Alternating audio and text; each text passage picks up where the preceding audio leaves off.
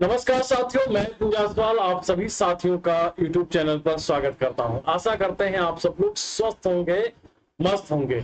मौर्य साम्राज्य शुरू हो चुका है प्राचीन भारत में और आगे की चर्चा पे हम आगे बढ़ रहे हैं। आज जो हमारी चर्चा होने वाली है, जो आज होने वाली है वो किस पर करेंगे हम लोग?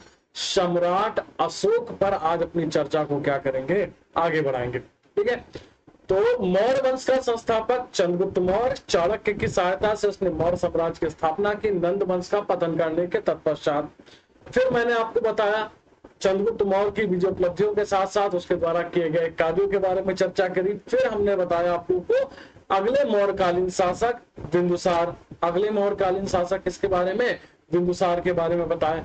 फिर जो अब हम आगे बढ़ेंगे, अभी जो हम आगे बढ़ेंगे, हम लोग किस पर बढ़ रहे हैं? सम्राट अशोक या महानतम सम्राट, प्राचीन काल का महानतम सम्राट, हम अशोक पर आज अपनी चर्चा को क्या करेंगे, आगे बढ़ाएंगे।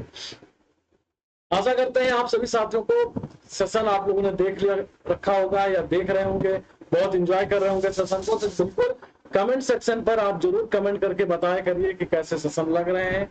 और ये जो सेशन होते हैं ये दो तरीके से फायदेमंद हो, एक तो आपका कॉन्सेप्ट भी क्लियर हो रहा है, साथ ही साथ आप इस सेशन के आधे सेशन के बाद क्या करते हैं, आपको मिलते हैं प्रीवियस ईयर प्रश्न। और प्रीवियस ईयर प्रश्न केवल यूपी के नहीं मिलते हैं, आपको हर हिंदी भाषी राज्य, राजस्थान, एमपी, बिहार, उत्तराखंड, हिमाचल प्रदेश, मतलब जितने भी हिंदी भाषी राज्य हैं जहां जहां पर क्वेश्चन पूछी जाती है उन सभी के क्वेश्चन को हम एकदम कंपाइल करके आपके सामने लेकर के आते हैं, राइट ना। दूसरी चीज फायदा क्या है कि वो बाइलिंगुअल रहते हैं, दोनों भाषा में रहते हैं। तो जो हिंदी अंग्रेजी वाला जो आप लोगों को लगता है ना कि अरे नहीं सर जी नहीं हो पाएगा, वो वहां पर आप क्वेश्चन दोनों भाषा में क्या कर सकते हैं, सॉल्व कर सकते हैं। उस वीडियो को पूरी देखा करिए, लाइक किया करिए, शेयर भी किया करिए और कमेंट भी किया करिए। चलिए हम आज आगे बढ़ते हैं और सम्राट अशोक पर अपनी चर्चा को क्या करते हैं, शुरुआत करते हैं। सम्राट अशोक या मौर्य काल का महानतम सम्राट, हम अशोक के बारे में चर्चा करेंगे। अशोक जो है वो किसका पुत्र हुआ करता है? तो अशोक बिंदुसार का पुत्र है। और माता का नाम उसके क्या है? तो उसकी माता का नाम शुभद्रांगी हुआ करता है। ये बिंदुसार एवं शुभद्रांगी का क्या हुआ करता है? संतान हुआ करता है। शुभद्रांगी का नाम धम्मा भी मिलता है, धर्मा भी मिलता है, पासादिका भी मिलता है, जनपद कल्याणी भी मिलता है, अन्य अलग अलग नाम मिलते हैं। सम्राट अशोक के बारे में बताया जाए तो बिंदुसार के हमने आपको बताया 16 है, कुछ किताबें 23 पत्नियां लिखती हैं। ठीक है, कुछ किताबें 23 पत्नियां, तो 23 पत्नियों से एक से एक पुत्र हुए, जिसमें सर्वाधिक तेजवान कौन हुआ करता था? तो सर्वाधिक तेजवान पुत्र था अशोक। अशोक था। अशोक का एक ही सगा भाई था जिसका नाम था विगताशोक। अशोक के कई नाम मिलते हैं। अशोक को अशोक वर्धन भी कहा गया है विष्णु पुराण में।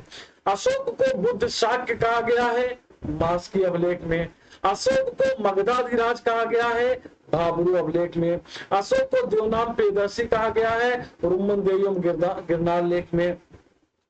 अशोक को अशोक कहा गया है मास्की में, गुजरा में, नेतुर में, उदय गुलान अभिलेख में। इन सभी अभिलेखों में अशोक को अशोक कहा गया है। अशोक को प्रियदर्शी कहा गया है किसमें? भाबरू लेख में, कांधार अभिलेख में। इन सब में अशोक को अशोक कहा गया है, राइट। अशोक को क्या कहा गया है? द्यो नाम या प्रियदर्शी के नाम से जाना। अब द्यो नाम प्रिय किसमें कहा गया है? तो 12वें और 13वें शिलालेख में अशोक को देवनाम प्रिय के नाम से जाना गया है। धर्माशोक किसने कहा है? तो रानी कुमार देवी के सारनाथ लेख में उसे धर्माशोक कहा गया है। रासलेउस किसे कहा गया है? तो रासलेउस यूनानी अभिलेखों में क्या कहा गया है? रासलेउस यूनानी अभिलेखों में अशोक को कहा गया है। बौद्ध ग्रंथ लिखते हैं कि अशोक ने अपने 99 भाइयों की हत्या करके या 99 भाइयों को मार करके क्या किया था? गद्दी प्राप्त किया था। दिव्य दान में अशोक के भाइयों का उल्लेख मिलता है। बौद्ध ग्रंथ है जिसका नाम है दिव्यवादान, उसमें अशोक के भाइयों का सुसीम और विक्तासोम का उल्लेख मिलता है। बौद्ध ग्रंथों के अनुसार बिंदुसार के 101 पुत्र हुआ करते थे, यानी कि अशोक के 100 भाई हुआ करते थे। सत्ता का संघर्ष एक्चुअली में जब शुरू हुआ किसके किसके बीच में? अशोक और सुसीम के मध्य शुरू हुआ था। और बौद्ध ग्रंथों के अनुसार देखा जाए तो बिंदुसार का जो सबसे बड़ा पुत्र हुआ करता था वो सुसीम हुआ करता था। ठीक है, तो अशोक के ये भाई हुआ करते थे, अशोक के भाई हुआ करते थे। अशोक के देखा जाए तो अशोक का राज्याभिषेक कैसे हुआ था, तो अशोक बिंदुसार के समय अवंती या कह सकते हैं उज्जैन का गवर्नर हुआ करता था। और हमने आपको पिछले सेशन में ये भी बताया होगा कि जब तक्षशिला के विद्रोह का दमन सुशील नहीं कर पा रहा है, उसको नहीं संभाल पाया था, तो अशोक को तक्षशिला के विद्रोह का दमन करने के लिए भेजा गया था। बिंदुसार के मृत्यु के बाद अशोक जो है वो राधा गुप्त की सहायता से मंत्री हुआ करते थे। राधा गुप्त कहा जाता है, विष्णुगुप्त के पुत्र हुआ करते थे। ठीक है, तो राधा गुप्त की सहायता से ये गद्दी पर बैठा था। अशोक ने लगभग 3 से 4 वर्षों तक सत्ता के लिए संघर्ष किया और उस सुसीम के साथ, या बौद्ध ग्रंथों की माने कि उसने 3-4 सालों में 99 भाइयों की हत्या करके क्या है, गद्दी प्राप्त की। अशोक का जो औपचारिक रूप से देखा जाए विधिवत राज्याभिषेक या विधिवत गद्दी पर बैठा, तो अशोक के विधिवत गद्दी पर उसको शासन सत्ता 272, 73, 73, 72 में मिल जाती है बीसी में। लेकिन विधिवत गद्दी पर बैठता कब है, 269 बीसी में वो विधिवत गद्दी पर बैठता है। बौद्ध ग्रंथ लिखते हैं कि अशोक ने अपनी बीमाताओं या सौतेली माताओं से उत्पन्न 99 भाइयों की हत्या करके गद्दी प्राप्त की थी। ये बातें सत्य इसलिए नहीं प्रतीत होती है क्योंकि अशोक ने अपने 5वें शिलालेख में अपने जीवित भाइयों और उनके परिवारों का उल्लेख किया है। तो हो सकता है बौद्ध साहित्य में बढ़ा चढ़ा करके घटनाओं के बारे में बताया। तो भी अशोक का सिंहासन ग्रहण 273 बीसी में हुआ था, जबकि राज्याभिषेक 4 वर्ष पश्चात 269 बीसी में हुआ था। ठीक है, 269 बीसी में क्या है, हुआ था। अशोकावधान माला में अशोक की मां का नाम सुभद्रांगी बताया गया है। ये तो हम आपको भी बता भी चुके हैं, कि हम आपको भी क्या है बता चुके हैं। और बौद्ध ग्रंथ में अशोक की कई पत्नियों का उल्लेख मिलता है। अशोक की क्या है, बौद्ध ग्रंथों में अशोक की कई पत्नियों का उल्लेख मिलता है। आइए हम अशोक की पत्नियों के बारे में अगर पहुंचते हैं तो एक पत्नी इनकी हुआ करती थी महादेवी। ये अशोक की पहली पत्नी हुआ करती थी। अशोक ने इनके साथ प्रेम विवाह किया था। इनकी ही पुत्र हुआ करते थे महेंद्र, और इनकी एक पुत्री हुआ करती थी संघमित्रा। तो महेंद्र और संघमित्रा जो श्रीलंका भेजे गए हैं, आप लोगों ने छोटी क्लास में पढ़ा होगा, जो श्रीलंका भेजे गए हैं बौद्ध धर्म के प्रचार करने के लिए, वो किसके पुत्र हुआ करते थे, वो महादेवी के ही पुत्र हुआ। वो किसके पुत्र हुआ, वो महादेवी के पुत्र हुआ करते थे। एक पत्नी इनकी हुआ करती थी करवाकी। एक पत्नी इनकी क्या है, करवाकी हुआ करती थी। करवाकी जो थी वो तीवर की मां थी। करवाकी का नाम अशोक के प्रयाग स्तंभ लेख से क्या है प्राप्त होता है, जिसे हम क्या बोलते हैं, रानी का लेख, रानी का लेख के नाम से जाना जाता है। एक इसकी पत्नी हुआ करती थी तिस्स रक्षिता। एक इसकी पत्नी कौन सी हुआ करती थी, तिस्स रक्षिता हुआ करती थी। इसने बोधि वृक्ष को क्या है, इसने बोधि वृक्ष को नुकसान पहुंचाया था। एक इनकी पत्नी हुआ करती थी असंगमित्रा।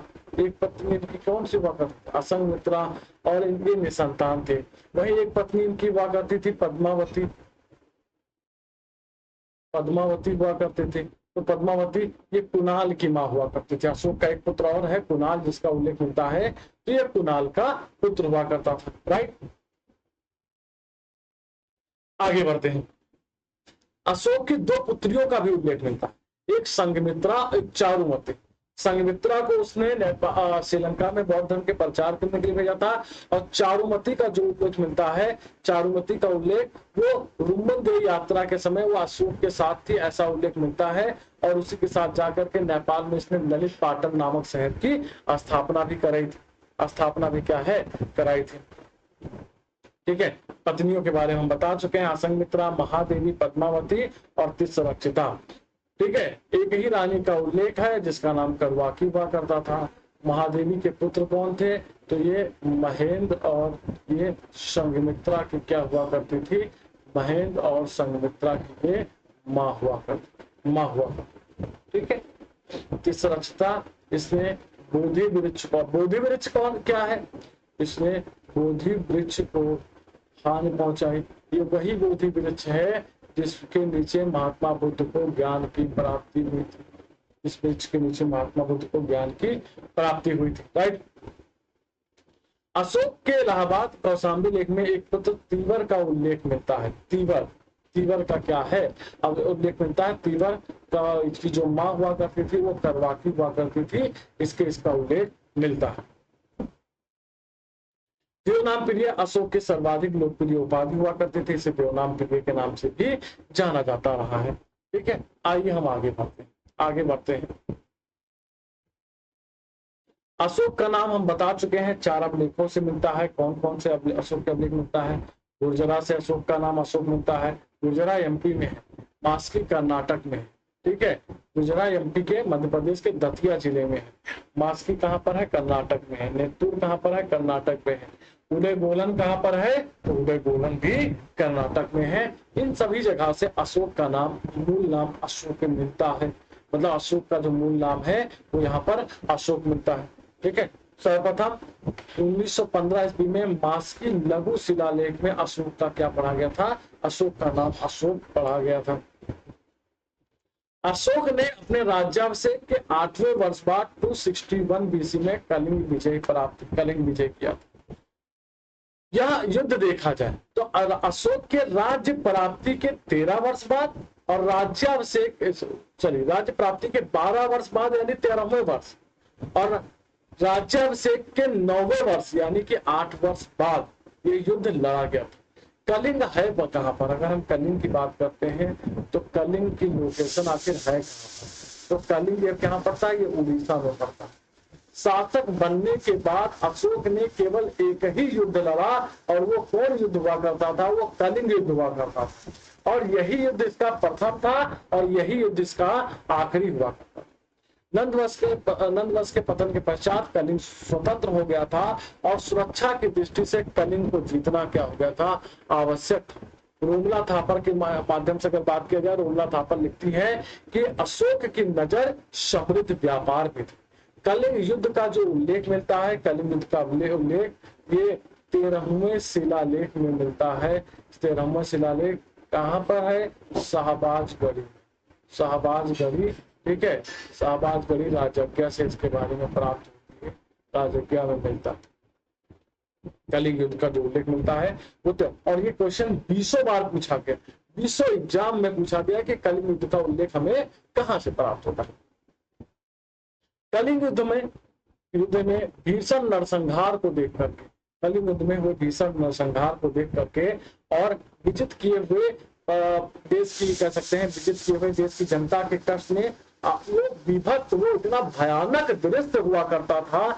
कलिंग की विविधता को देख करके अशोक का मन द्रवित हो गया था और अशोक ने इस युद्ध के 18 महीने पश्चात इसने क्या किया? अशोक ने युद्ध नीति को त्याग कर धम्म नीति अपना ली थी। अशोक ने अस्त्रों का क्या किया? त्याग कर दिया। अशोक के कलिंग विजय की जानकारी उसके क्या 13वें शिलालेख से प्राप्त होती है और कलिंग विजय के पश्चात अशोक ने क्या बौद्ध धर्म को स्वीकार कर लिया। कब बौद्ध धर्म को स्वीकार किया? तो 18 माह बाद अशोक ने क्या कर लिया? अशोक ने बौद्ध धर्म को स्वीकार कर लिया। तो यही अशोक का धर्म परिवर्तन है। अशोक प्रारंभ में ब्राह्मण धर्म का अनुयायी था। कलहड़ की राजतरंगी के अनुसार पता चलता है कि वह शैव धर्म का उपासक था। कलहड़ की राजतरंगी के हिसाब से क्या पता चलता है कि सर वो शैव धर्म का उपासक हुआ करता था, लेकिन कलिंग युद्ध के बाद वो बौद्ध धर्म हो गया। बौद्ध धर्म का प्रभाव उस पर कैसे पड़ा? तो अशोक का भाई हुआ करता था सुसेन और सुसेन का पुत्र हुआ करता था जिसका नाम था निग्रो के प्रवचनों को सुनकर के अशोक बौद्ध धर्म से प्रभावित होता है और बौद्ध धर्म से प्रभावित होने के बाद वो मोगली पुत्र तिस्स के प्रभाव में आकर के वो बौद्ध धर्म को अपना लेता है। उपगुप्त ने उसे बौद्ध धर्म में क्या किया था? उपगुप्त ने उसे बौद्ध धर्म में दीक्षित किया था। देखिए यहाँ पे लिखा हुआ, उपगुप्त ने अशोक को बौद्ध धर्म में दीक्षित किया था। राइट, उपगुप्त ने अशोक को बौद्ध धर्म में दीक्षित किया था। आइए कुछ और बिंदुओं पर हम चर्चा करते हैं। हम अशोक के धम्म की बात कर लेते हैं। अशोक के हम क्या बात कर लेते हैं? अशोक का धम्म कैसा है, इस पर हम लोग क्या कर लेते हैं? हम लोग चर्चा कर लेते हैं। अशोक के बात किया जाए तो अशोक अपनी विजयों के कारण नहीं बल्कि अपने धम्म के कारण इतिहास में प्रसिद्ध है। अशोक ने दूसरे स्तंभलेख में धर्म का अर्थ जानते क्या बताया? अल्प पाप कम से कम करो, अत्यधिक कल्याण करो, दया दान करो, सत्यवादिता, सत्य बोलो, पवित्रता रखो, मीठा बोलो, मृदुता, साधुता और शुचिता को क्या है? धम्म बताया, शुचिता को क्या है, धम्म बताया। अशोक ने अपने तीसरे स्तंभलेख में 5 असीनों बताए हैं। 5 असीनों का मतलब, असीनों का मतलब क्या है, असीनों का मतलब यहाँ पर बेटा पाप है, पाप है। क्या बताया है, चंडता, निष्ठुरता, क्रोध, घमंड और ईर्ष्या धम्म के मार्ग में बाधक हुआ करता, धम्म के मार्ग में बाधक हुआ। अशोक ने 12वें, अशोक ने देखा जाए तो 12वें शिलालेख में धम्म की सारविधि पर जोर दिया है। और धौजी शिलालेख के अनुसार धम्म का आदर्श भाग जानते क्या है, राजा का पिता तुल्य होना था, राजा का पिता तुल्य होना। 12वें शिलालेखों के अनुसार धम्म का जो लक्ष्य है वो सभी संप्रदायों में सार वृद्धि हुआ करता है, सार वृद्धि हुआ करता है। अशोक के धर्म को लेकर के कुछ विद्वानों ने अलग अलग राय दी है। प्लीत महोदय ने कहा कि अशोक का धर्म एक राजधर्म हुआ करता था।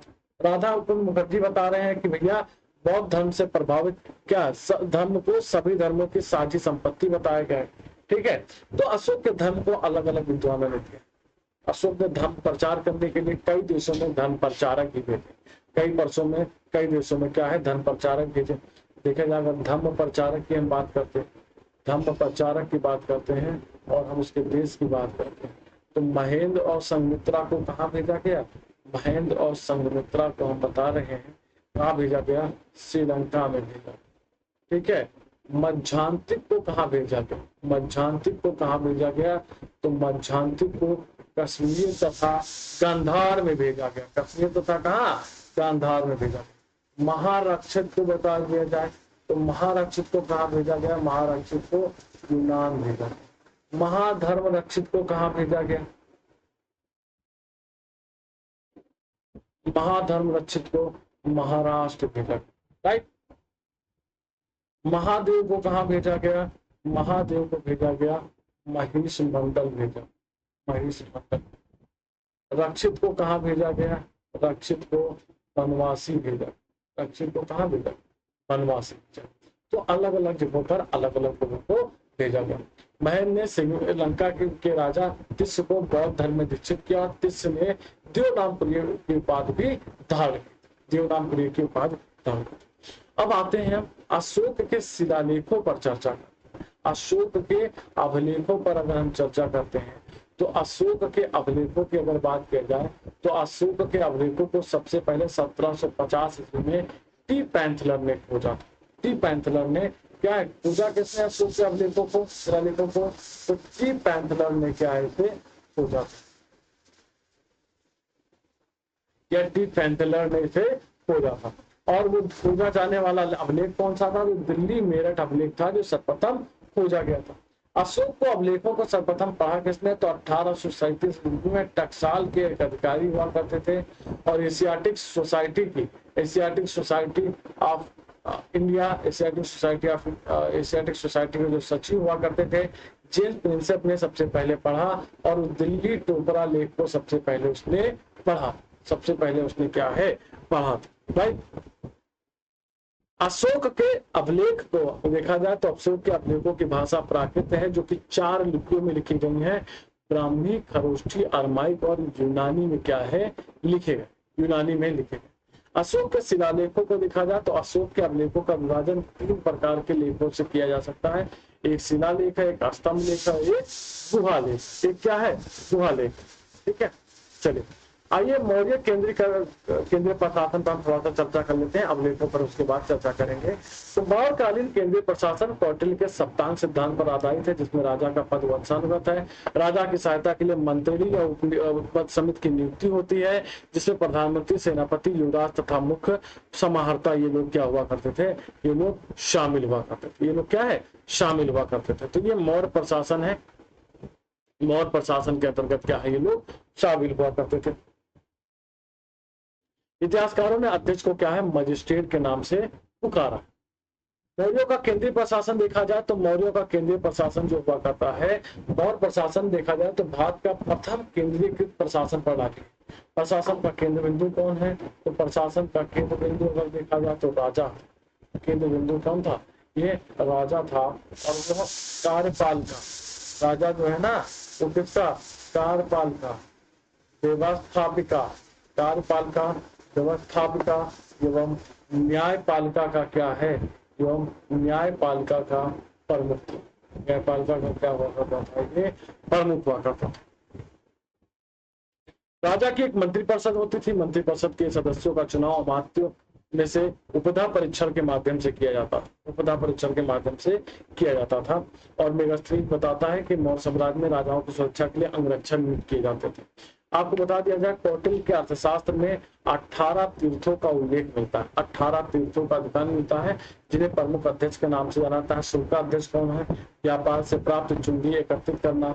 पैक्टोध्यक्ष माप तौल के माप को नियंत्रित करने वाला। सूत्राध्यक्ष वस्त्रोद्योग वाला मंत्री। ठीक है। सूनाध्यक्ष बूचड़ खाने चर्म उद्योग का अध्यक्ष हुआ करता था। लक्षणाध्यक्ष टकसाल का अध्यक्ष हुआ करता था। अश्वाध्यक्ष घोड़ों की देखभाल करने वाला ये अध्यक्ष हुआ करता था, घोड़ों की देखभाल।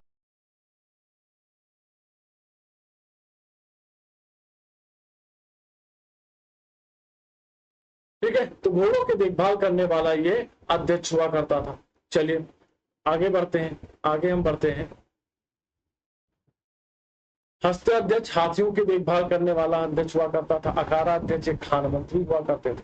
चलिए अब हम आगे जो अभी हैं 18 तीर्थ हैं, प्रमुख अध्यक्ष हैं, उन सभी के बारे में क्या करेंगे, क्योंकि अर्थशास्त्र में 18 तीर्थ और 26 अध्यक्षों के बारे में क्या है, अर्थशास्त्र में कितने हैं, 18 तीर्थ तथा 26 अध्यक्षों का क्या मिलता है, 26 अध्यक्षों का उल्लेख मिलता है। तो इन पर हम डिटेल में चर्चा आगे नेक्स्ट क्या करेंगे, नेक्स्ट क्लास में करेंगे। तो आज हम क्वेश्चन की श्रृंखला को हम यहाँ पर शुरुआत करते हैं।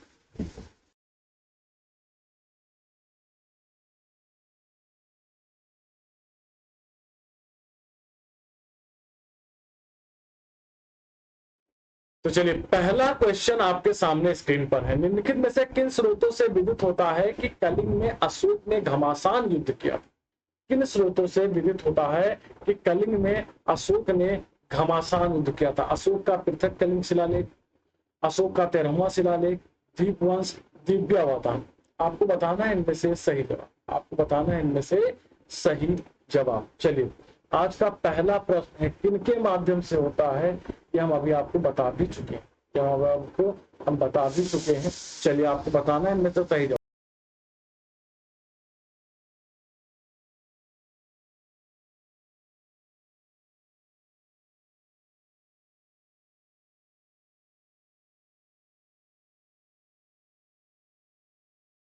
जवाब देते रहिए आप लोग कमेंट सेक्शन में, बाद में एक एक कमेंट में रीड करता हूं। ऐसा नहीं है कि लाइव नहीं हो रही तो हम कमेंट क्या है रीड नहीं करते हैं, राइट रीड करते हैं।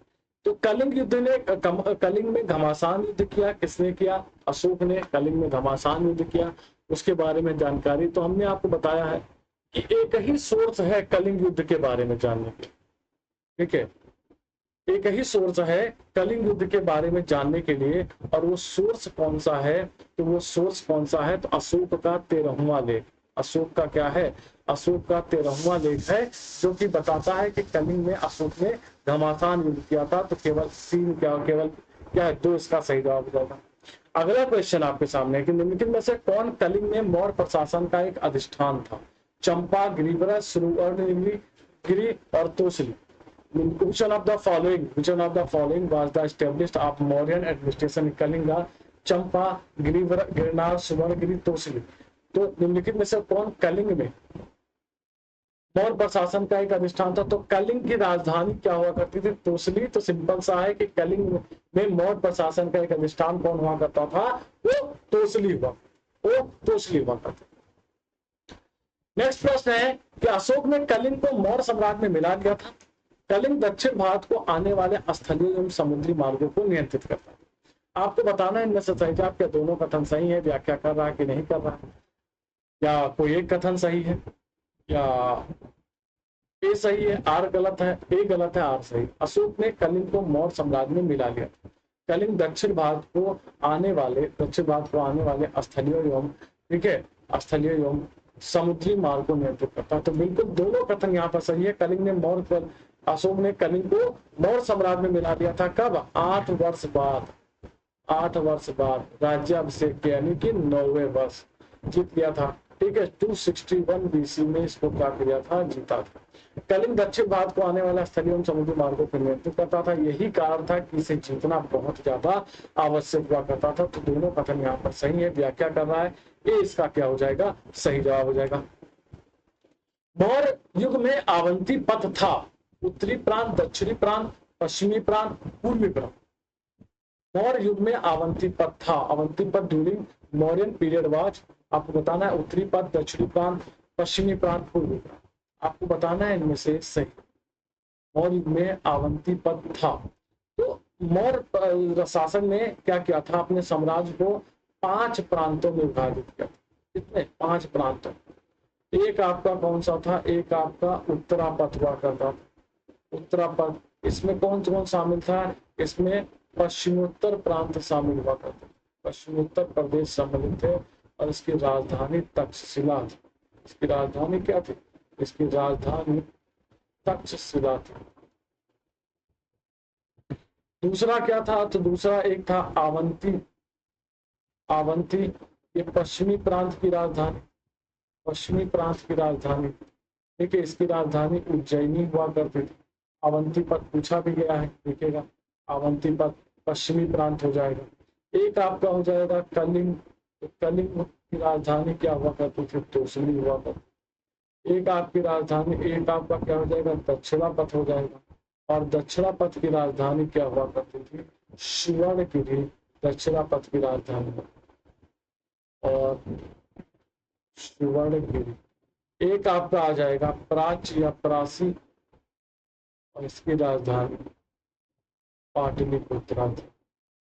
इसकी राजधानी पाटलिपुत्रा। तो पश्चिमी प्रांत इज द राइट आंसर। निम्नलिखित में से अशोक के किस अभिलेख में पारंपरिक अवसरों पर पशु बलि पर रोक लगाई गई और यह पाबंदी पशुओं के वध पे थी? शिला अभिलेख फर्स्ट, स्तंभ अभिलेख 5वां, शिला अभिलेख 9वां, शिला अभिलेख 11वां। आपको बताना है इनमें से सही जवाब। आपको बताना है in which of the following edicts of Ashoka the slaughtering was banned on traditional occasion. It seems that the ban was on animal slaughtering. तो आपको बताना है, तो आपको बता दीजिए अशोक ने अपने प्रथम शिलालेख में पशु बलि पर रोक लगाई।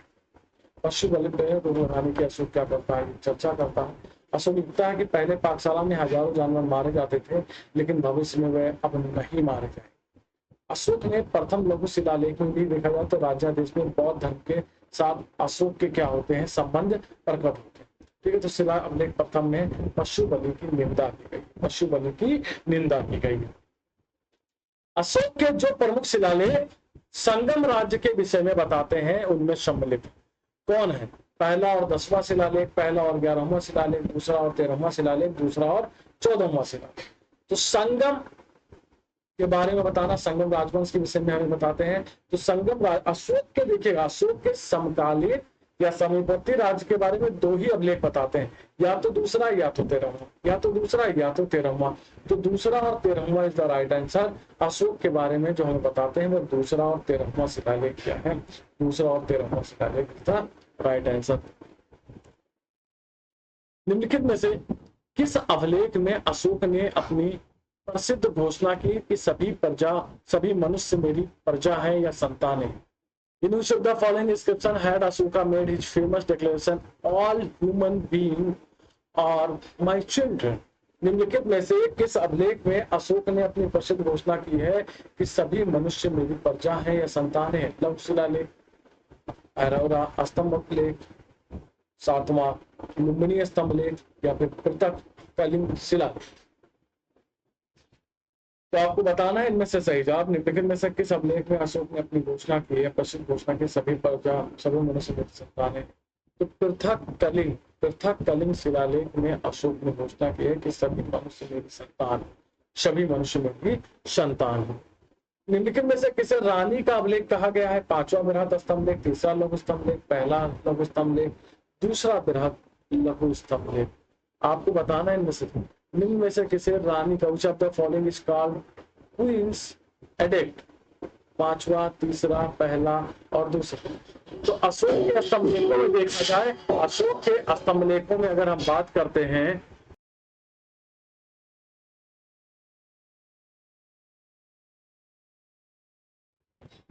तो अशोक के स्तंभ लेखों में केवल ब्राह्मी लिपि का प्रयोग हुआ है। तीसरे लघु शिलालेख को जारी करने वाली रानी करवाकी हुआ करती थी। अशोक ने तीसरे शिलालेख में अपने राज्याभिषेक के 12वें वर्ष में उसके बारे में क्या है, 12वें वर्ष में उसको लगाया है और इसमें रानी करवाकी का जिक्र मिलता है, जिसे रानी के अभिलेख के नाम से जाना जाता है। तो इसका सही जवाब क्या हो जाएगा, तीसरा लघु स्तंभ लेख इज द राइट आंसर। किस शिलालेख में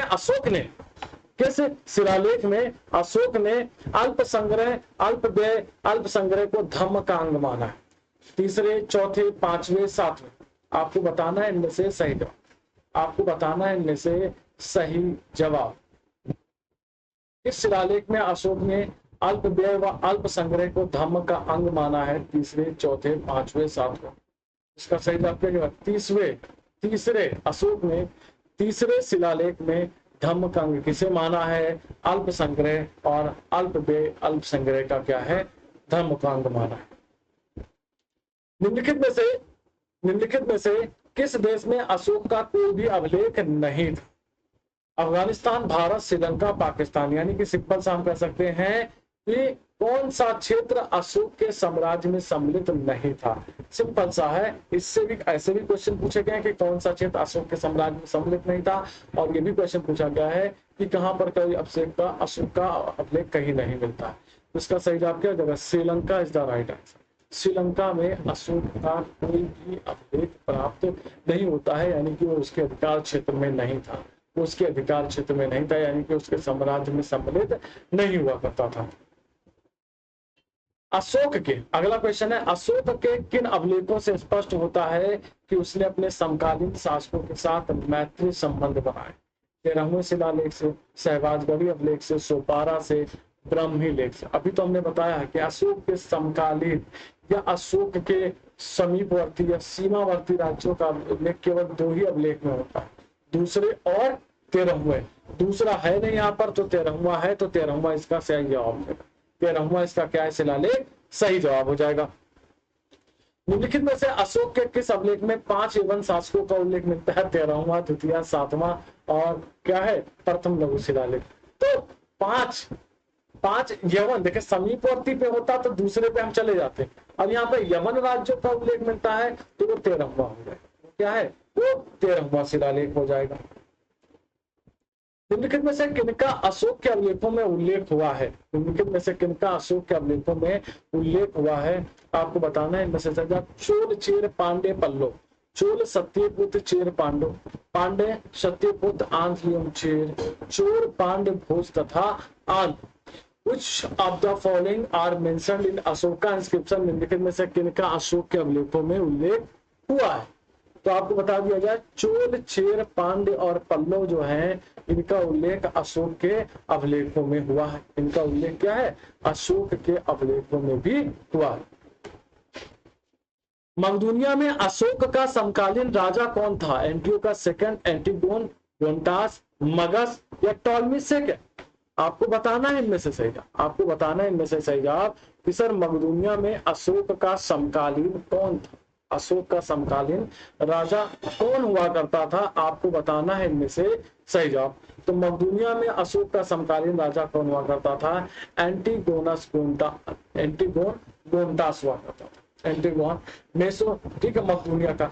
वहीं देखा जाए, ठीक है, मिस्र का शासक, ठीक है, तुर्मय जो था वो तुर्मय कहाँ का था? तुर्मय मिस्र का शासक हुआ करता था। टॉलमी सेकंड फिलाडेल्फियस, ठीक है। मग का शासक मगस हुआ करता था। मग यानी कि सीरिया का शासक कौन हुआ करता था? मगस हुआ करता था। सिंघल नरेश कौन हुआ करता था? राजा तिरस हुआ करता था।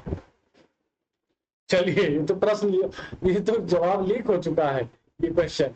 तुर्मय contemporary to Ashoka was, Ashok का समकालीन तुर्मय कहाँ का राजा था? ठीक है, वाज द रूलर ऑफ, आपको बताना है मिस्र, कोरिंथ, मैसेडोनिया, सीरिया। अभी तो हमने आपको बताया है कि क्या होगा इसका सही जवाब।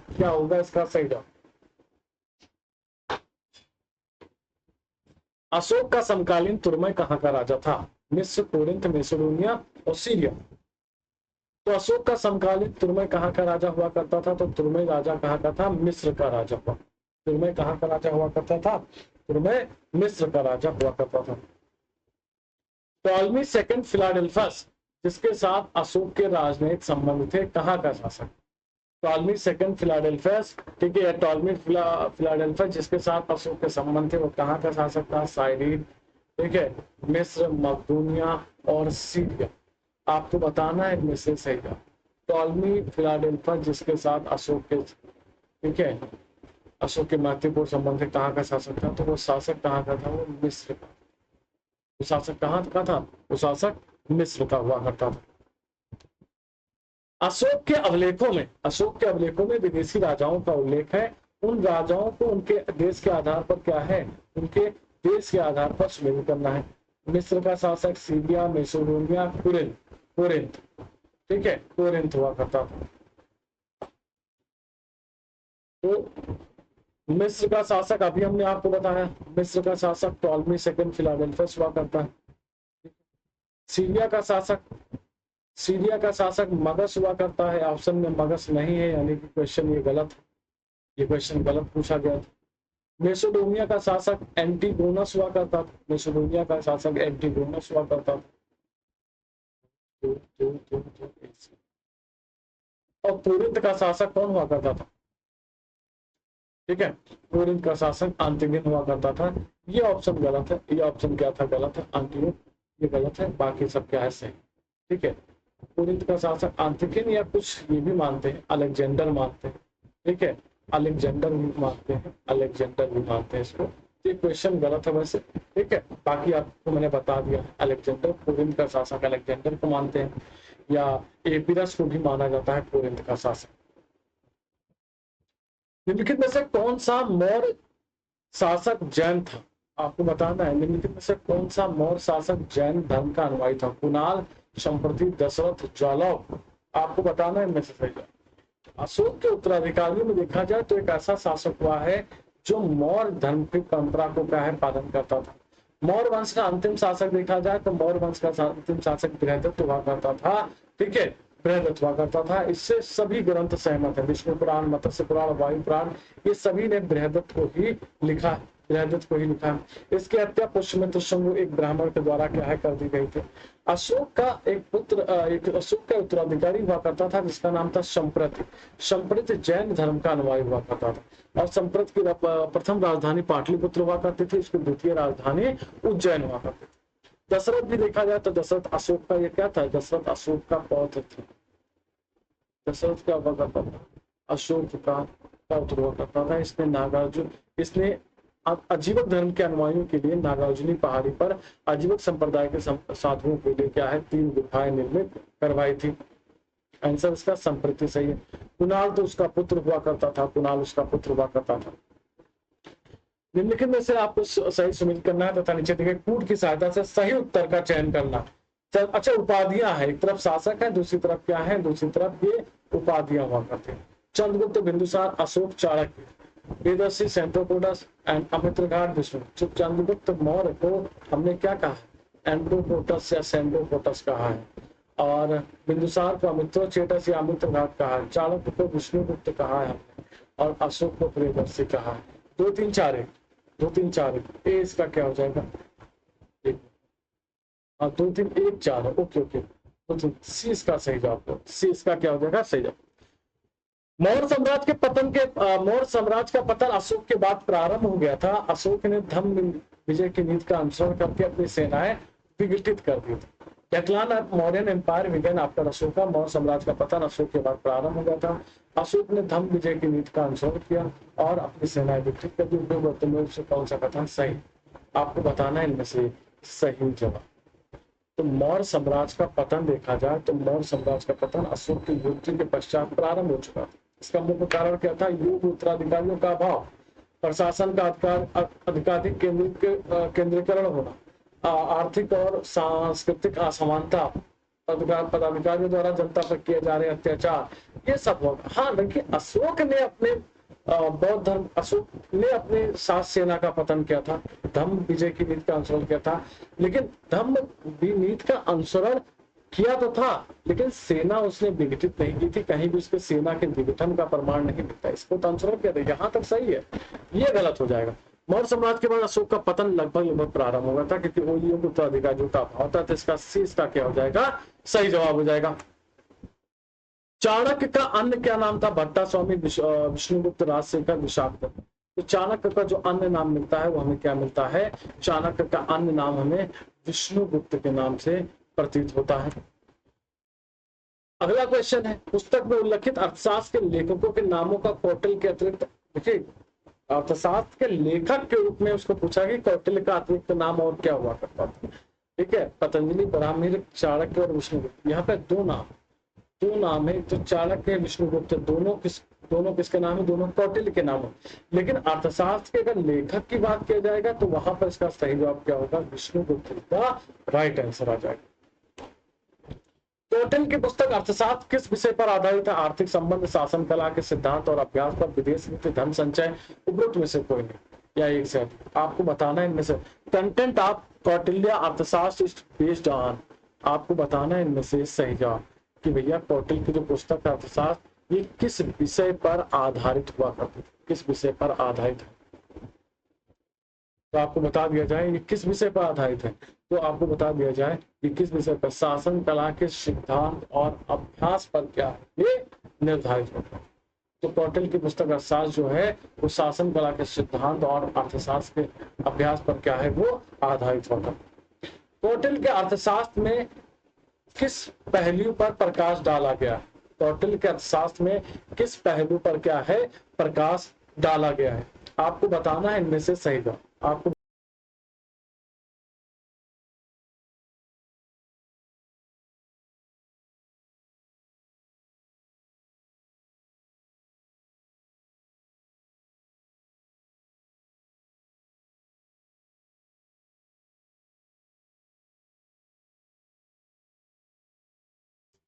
तो कौटिल्य के अर्थशास्त्र में देखा जाए तो किस पहलू पर प्रकाश डाला गया है, किस पहलू पर प्रकाश डाला गया है, तो इसका सही जवाब क्या होगा, इसका सही जवाब हो जाएगा, इसका सही जवाब क्या हो जाएगा, राजनीतिक नीतियों पर प्रकाश डाला गया है।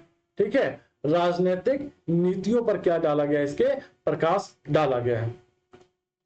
निम्नांकित में से किसकी तुलना मैकियावेली के प्रिंस से की जा सकती है, आपको बताना है इनमें से सही जवाब। आपको बताना है कि निम्नलिखित में से किसकी तुलना मैकियावेली के प्रिंस से की जा सकती है। Which of the following can be compare with the Prince of Machiavelli, तो आपको बताना है इनमें से सही जवाब। आपको बताना है कालिदास की मालविका मित्रम, कौटिल्य का सार, वात्स्यायन का कामसूत्रा, तिरुवल्लुवर का तिरुकुरल, आपको बताना है। तो इसका सही जवाब क्या हो जाएगा, कौटिल्य का अर्थशास्त्र जो है वो मैकियावेली के प्रिंस से इसकी क्या है तुलना की जा सकती है।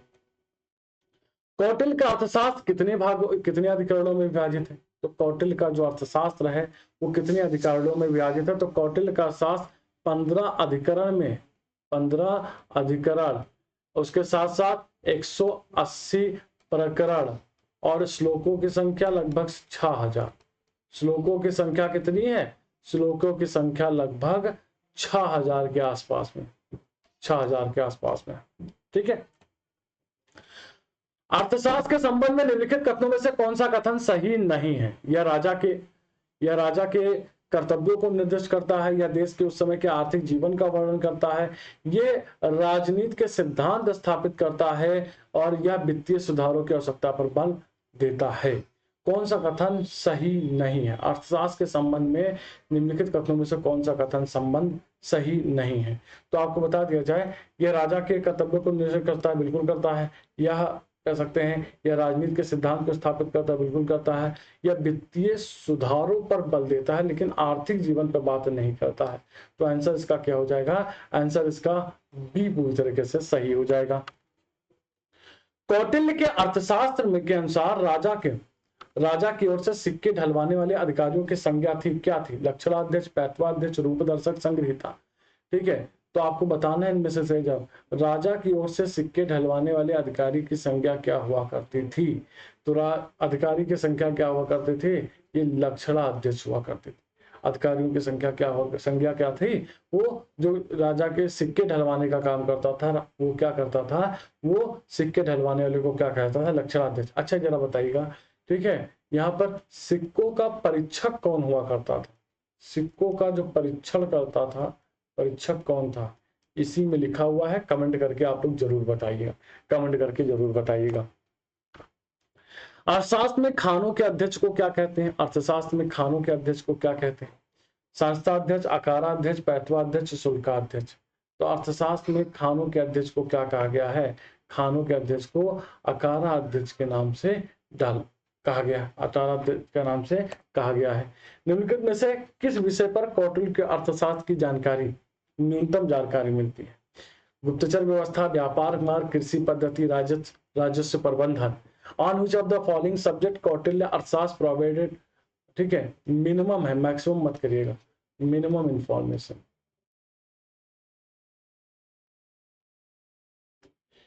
गुप्तचर व्यवस्था, व्यापार मार्ग, कृषि पद्धति, राजस्व प्रबंधन। तो व्यापारिक मार्गों के बारे में बहुत ही नगण्य जानकारी मिलती है, या न्यूनतम जानकारी क्या है, मिलती है। अर्थशास्त्र में वर्णित सप्तांग सिद्धांत की धारणा में क्या सम्मिलित है? अर्थशास्त्र में वर्णित, तो कौटिल्य के अर्थशास्त्र में आपको बता दिया जाए 15 अधिकरण दिए गए हैं, ठीक है, और उसके छठे अधिकरण में राजा के सप्तांग सिद्धांत के बारे में बताया गया है, ठीक है। इसमें कौन कौन सा शामिल हैं, देखिए जो ऑप्शन पे, राजा, राज्य, प्रशासन व राजकोष, संगीत, नृत्य, राग व कुश्ती, मंत्री, नौकरशाही, उपश्री व गुप्तचरी से संलग्न लोग, और अभिजात वर्ग, आचार्य वर्ग, व्यावसायिक वर्ग और मठवासी लोग। सप्तांग सिद्धांत, हमने आपको बताया कि राज्य के क्या सप्तांग सिद्धांत के अंतर्गत कौन कौन आते हैं? स्वामी आता है जो राजा होता है, अमात्य होता है, जनपद होता है, दुर्ग होता है, कोष होता है और मित्र होते हैं। तो भैया इसका सही जवाब क्या, एक हो जाएगा। राजा क्या होता है? तो राजा सिर होता है, राजा या स्वामी सिर होता है। अमात्य या मंत्री क्या होते हैं? तो ये राज्य के आंख का काम करते हैं। जनपद क्या होते हैं? जनपद पैर का काम करते हैं। दुर्ग क्या है? जो दुर्ग भुजाओं का काम करते हैं। बल या सेना कह सकते हैं, मस्तिष्क का काम करते हैं। कोष जो है वो मुख होते हैं। मित्र जो होते हैं वो कान होते हैं। मित्र जो होते हैं क्या होते हैं? कान। ये इसका क्या हो जाएगा? सही जवाब हो जाएगा। निम्नलिखित में से राज्य के सप्तांग सिद्धांत के अनुसार राज्य का 7वां अंग कौन सा था? जनपद, दुर्ग, मित्र व कोष।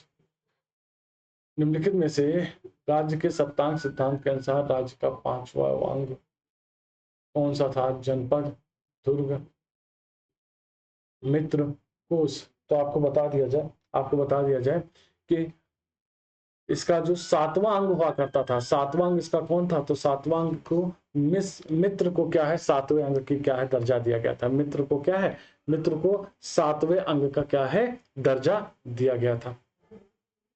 राइट है, ठीक है। अर्थशास्त्र के अनुसार देखा जाए तो राजकीय कृषि विभाग के अध्यक्ष को सीता अध्यक्ष कहा गया है, और उसका मुख्य कार्य क्या था? भूमि कर को इकट्ठा करना हुआ करता था। राजकीय भूमि से प्राप्त आय को सीता भी कहा जाता था, जो जनजातीय या कह सकते हैं शूद्रों एवं दासों द्वारा जोती गई भूमि हुआ करती थी। चलिए अगला क्वेश्चन आपके सामने है। अगला question, which one of the following is not a part of Kautilya Saptanga theory of state? निम्नलिखित में से कौन सा है कौटिल्य के राज्य के सप्तांग का सिद्धांत का अंग नहीं है? आपको बताना है इनमें से सही जवाब। देख लीजिए, बहुत आसान प्रश्न है। निम्नलिखित में से अभी तो हम बता चुके हैं कि कौन सा अंग नहीं है। सप्तांग के सिद्धांत का अंग कौन सा नहीं है? अमात्य, जनपद, दुर्ग और धम्म। तो अभी हमने आपको बताया कि कौन सा अंग इनमें से नहीं है। Which of the following was not a part of Kautilya Saptanga theory of state? तो इसमें से कौन सा अंग नहीं है? तो इसका सही जवाब क्या हो जाएगा? इसका सही जवाब भैया हो जाएगा धम्म। इसका सही जवाब क्या हो जाएगा? धम्म जो है वो सप्तांग सिद्धांत का अंग नहीं है। कैसी लगी क्लास? कैसे रहे क्वेश्चन? आज क्वेश्चन आई थिंक मुझे जो याद आ रहा है, लगभग आज क्वेश्चन की संख्या जो रही है वो लगभग 32 से 35 क्वेश्चन आज की क्लास में हमने सॉल्व किया है। तो कैसी रही क्लास जरूर बताएं, ठीक है। आप लोग क्लास को शेयर भी किया कीजिए अपने दोस्तों तक, और बहुत ही जल्द, मतलब अगस्त के फर्स्ट वीक का मुझे आइडिया है कि अगस्त के फर्स्ट वीक से हम लोग लाइव आ जाएंगे। यूपी स्पेशल लेकर के मैं आ रहा हूँ बहुत ही जल्द। हम यूपी स्पेशल में जो पिछले 10-15 सालों में उत्तर प्रदेश स्पेशल से पूछे गए प्रश्न हैं उन पर भी क्या करेंगे, हम लोग चर्चा करेंगे। तो आज की क्लास को हम क्या करेंगे? आज की क्लास को हम लोग यहीं पर रोकेंगे। आशा करते हैं आपने क्लास को बहुत एंजॉय किया होगा, और स्वस्थ रहिए, मस्त रहिए, खुश रहिए, खूब तरक्की करते रहिए, पढ़ते रहिए। पढ़ते रहिए। जितना पढ़ाया जा रहा है इतना आप कवर कर लेंगे, जितने क्वेश्चन कराया जा रहा है इतना अगर आप कवर कर लेंगे तो आप खुद ब खुद देखेंगे कि आरओ और यूपीपीसीएस में आपने अलग से एक्स्ट्रा जो मेहनत है वो आपको नहीं करनी पड़ेगी। बस करंट अफेयर पर फोकस करते रहना, करंट अफेयर पर क्या करते रहना है, फोकस करते रहना। तो आज के लिए बस इतना ही, विदा लेते हैं। तो thank you, bye bye, take care, जय हिंद, स्वस्थ रहिए, मस्त रहिए, खुश रहिए। Thank you dear.